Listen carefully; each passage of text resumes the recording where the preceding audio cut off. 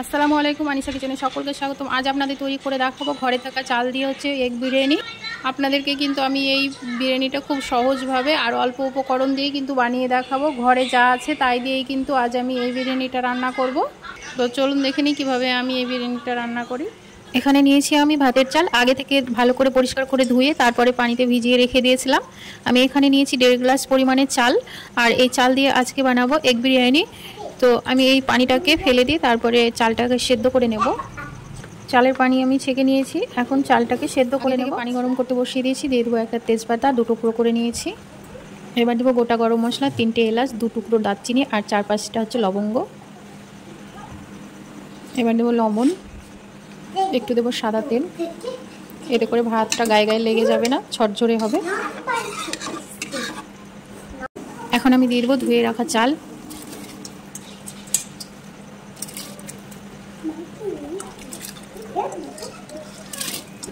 ভাতের মধ্যে দিয়ে দেবো একটু গোলাপ জল, একটু নাড়াচাড়া করে নেব।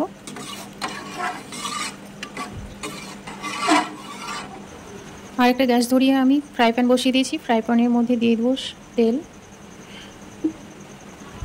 তেলটা একটু গরম করে নেব। তেলের মধ্যে একটু দিয়ে দেবো হলুদ গুঁড়ো আর দেবো লবণ। এবার দেবো আগে থেকে সেদ্ধ করে রাখা ডিম।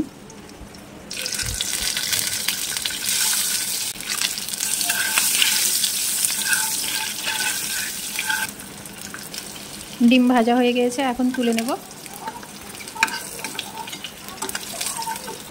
একই তেলের মধ্যে আমি সিদ্ধ করে রাখা আলুগুলাও ভেজে নেব।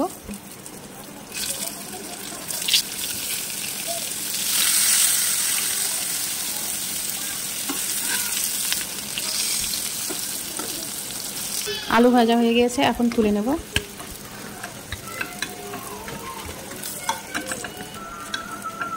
একই ফ্রাই প্যানের মধ্যে দিয়ে দেবো তেল, দিয়ে দেবো একটা তেজপাতা আর দেবো গোটা জিরে, 1 টুকরো দারচিনি আর একটা এলাচ। ফোড়নগুলো দিয়ে একটু হালকা ভেজে নেব। এখন আমি দিয়ে দেবো পেঁয়াজ কুচি আর দেবো কাঁচামরিচ কুচি। এখানে আমি 3টে কাঁচামরিচকে লম্বা লম্বা করে চিড়ে নিয়েছি। এবার পেঁয়াজ আর কাঁচা লঙ্কাটাকে ভেজে নেব। ভাতের মধ্যে আমি দিয়ে দেবো 3টে কাঁচা লঙ্কা। এখন আমি দেখে নেব যে ভাতটা সেদ্ধ হয়েছে কিনা।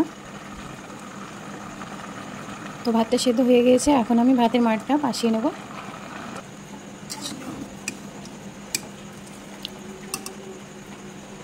এরকমভাবে আমি ছাকনা দিয়ে ছেঁকে ছেঁকে তুলে নেব। পেঁয়াজ ভাজা হয়ে গেছে, এখন দিয়ে দেবো আদা রসুন বাটা। আদা রসুনটা দিয়েও আবার ভালো করে এটাকে মশলাটাকে কষিয়ে নেব। আদা রসুন বাটা যে পানিটা ধুয়ে রাখা সেটা দিয়ে দেবো। এবার আমি দিয়ে দেবো টমেটো কুচি। এখানে আমি একটা বড় সাইজের টমেটোকে ছোট ছোট টুকরো করে নিয়েছি। আর দেবো একটু লবণ,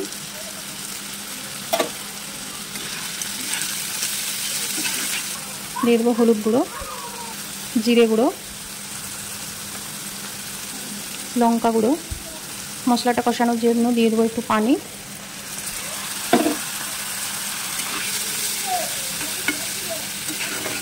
এখানে আমি আগে থেকে লবণটা দিয়েছিলাম বলে এখন আর লবণটা দেবো না, যদি পরে লাগে তাহলে আমি দেব। টমেটোটা যাতে খুব তাড়াতাড়ি সেদ্ধ হয়ে যায় তার জন্য আমি ঢাকা দিয়ে রাখবো। ঢাকনাটা তুলে আবার আমি মশলাটাকে একটু নাড়াচাড়া করে নেব। তো টমেটোটা সেদ্ধ হয়ে গিয়েছে।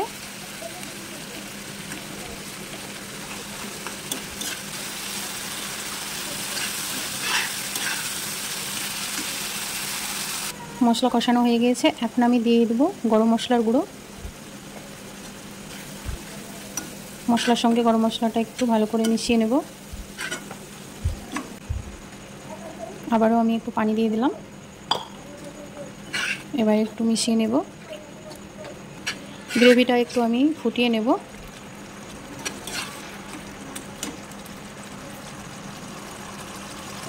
এবার দিয়ে দেবো ভেজে রাখা আলু আর ডিম। মশলার সঙ্গে ভালো করে কষিয়ে নেব।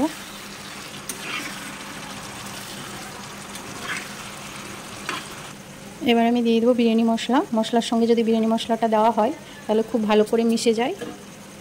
তো আমি ভাতের মধ্যেও দেবো, তো এর মধ্যে দিয়ে একটু ভালো করে মিশিয়ে নেব, তাহলে খুব ভালো হয়। হয়ে গিয়েছে, এখন আমি গ্যাসটা অফ করে দেবো, বিরিয়ানিটা সাজিয়ে নেব। তো এখন আমি প্রথমেই তলাতে দিয়ে দেবো একটু ঘি,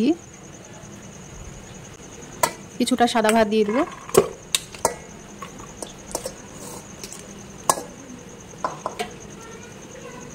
ডিম আলু রান্না করে রেখেছি, এবার এটাই দিয়ে দেবো, পুরোটাই দিয়ে দেবো। ফ্রাই প্যানে মশলা লেগেছিলো, তো কিছুটা ভাত দিয়ে আমি এভাবে মশলাটাকে মুছে দিয়ে দেবো। এবার দেবো চিনি, আর দেবো একটু বিরিয়ানি মশলা, গোলমরিচের গুঁড়ো। এবার বাকি ভাতগুলোও দিয়ে দেবো।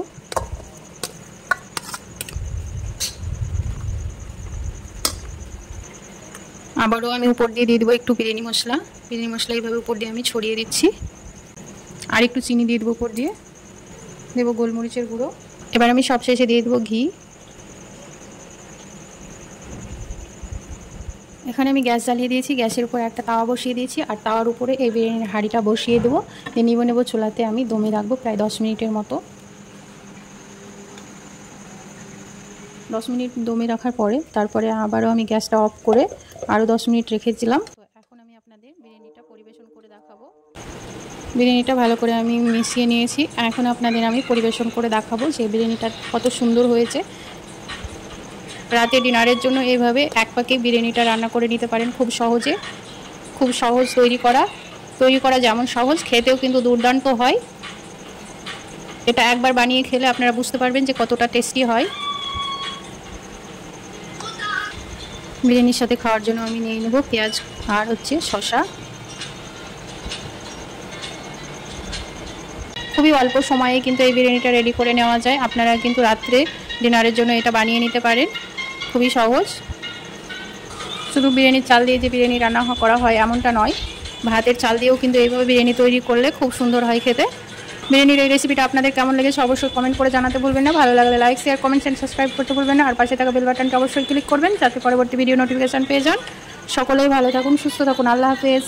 আজকে পর্যন্ত, দেখা হচ্ছে নতুন কোনো রেসিপিতে।